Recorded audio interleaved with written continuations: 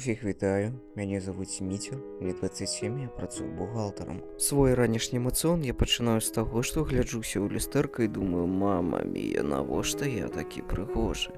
Далей я іду да лядоўні і бяру там маску, каб не аслепнуць ад сваёй уласнай прыгажосці. Або каб быць падобным да Леанарда з чарапашак ніндзя, гэта я яшчэ не вырашыў.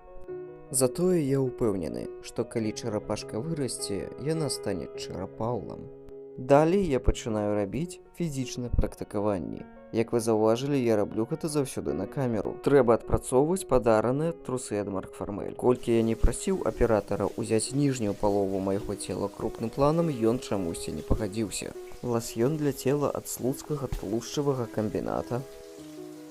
Скраб з маслам жажаба і бульбяной выцяжкай, распрацаванай у Беларускай акадэміі навук. І яшчэ нейкая бутэлька, якую пакінула мне моя былая. Я радуюся, што больш не трэба насіць маскі. Масцы ніхто не пабачыць прыгажосць майго твару. Я працягваю свой ранішні эмацыён і раптам узгадваю, што не здаў Z-справаздачу галоўнаму бухгалтару па некаторых касах.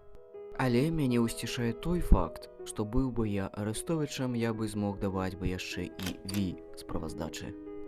Вырашыў зрабіць пералік запасаў бутэлечак, пакінутых маёй былой. Ружовая бутэлечка на месцы, жоўтую бутэлечку яна таксама не забрала. У маім аддзеле трэба заўсёды выглядаць добра, альбо з'ядуць.